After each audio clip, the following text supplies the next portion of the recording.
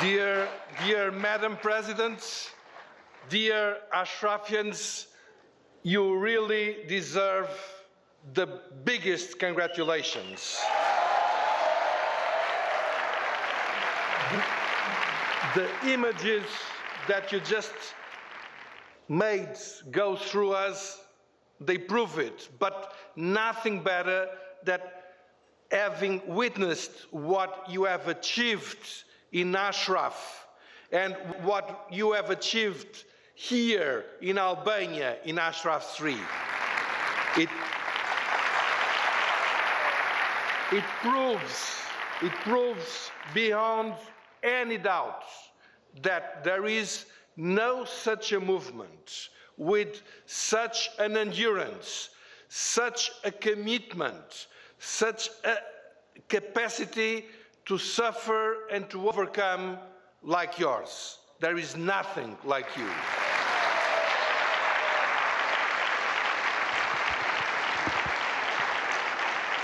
You are the heroes. And we have to say, those who had the privilege, like myself, who had the privilege of knowing you, of witnessing a bit of all your saga, we have to humbly say, you are the heroes. You are the greatest people I've ever met in my life.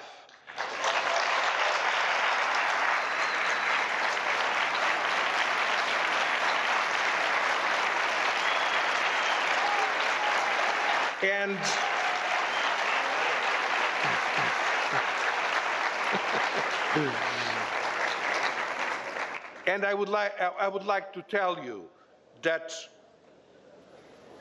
the most important things, nearly everything has been said today, and I would like to share the opinions and the analysis that were presented here, most in particular those of Madam Mariam Rajavi. History proved that those who claim peace above everything else have been the worst enemies of peace. We have seen, but sometimes we do forget the details. We have seen how Hitler came to power. And very recently, because he was quoted by the present leader of the Labour Party, people remembered of George Lansbury. Well, George Lansbury, that was leader of the Labour Party for many years, and he had a lot of wonderful ideas, and he was a wonderful person, according to a lot of biographies that I read about him. He also was very much for peace, and actually he was no longer the leader of the Labour Party when he said that there should be full disarmament, and then the Labour Party said it was a bit too extreme. But he continued to be a very active person. He visited Hitler, and he said, oh, fantastic man, he is really wanting to go for peace. He's a Christian, he is a human being. And even after the war had started in '39, he campaigned for peace. You know that from September '39 to May 1940, there was what was called the silly war. Well, it was not silly at all, because Hitler was invading and massacring and destroying. But for France and the United Kingdom, it was silly because they did not really quite understand. And this gentleman, before he died, up to the day that he died, he campaigned for peace, and he made a tremendous movement for actually to surrender to Germany, because there's no other name for peace in these circumstances. And this gentleman, as many others, some of them, of course, most wicked than the others, they have been the biggest responsibles for the biggest catastrophes, for the biggest absence of peace we have ever witnessed in our lives. And that's what we have to remember.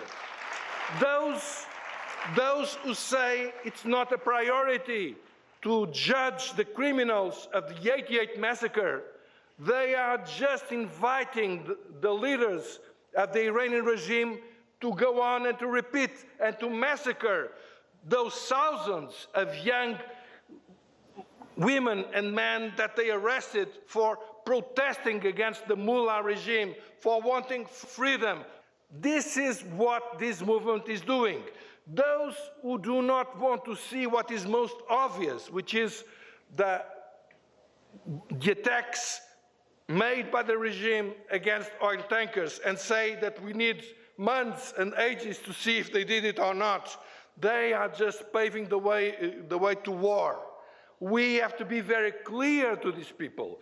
These people are the worst enemies of peace. They are the worst enemies of freedom. And we cannot relent for a minute. We must have the very same energy you just showed, you know, with your spades, with the cement, with the gardens. We have to get the same energy to say to everyone that no, this is a false peace. This is the peace of the graveyards. This is the peace that will give us nowhere. We cannot tolerate what the Iranian regime is doing to the Iranian people. We cannot tolerate what the Iranian regime is doing to its neighbors, what it is doing in Yemen, what it done in Syria. As Madam Rajavi just remembered, at least 500,000 killed people by this terrible, atrocious war. Was this peace? Was this what we want? Can we forget about that? Do we have any doubts that they will continue and will increase their crimes if we do nothing about it? Can we have any doubt that after they used civilian aircrafts, Austrian Airlines, last year, to bring explosives to Europe, to bomb the Iranian resistance demonstration in Paris, can we believe that if they did it without being punished, they will increase and they will do it worse the next time? Nobody can doubt this. And this has to be clarified wherever we are, with all the means that we have in ourselves. So I have to tell you, my dear friends, that congratulations are due, but we are not there yet. We will not be there till the moment that there will be a democratic regime in Iran, that there will be democracy,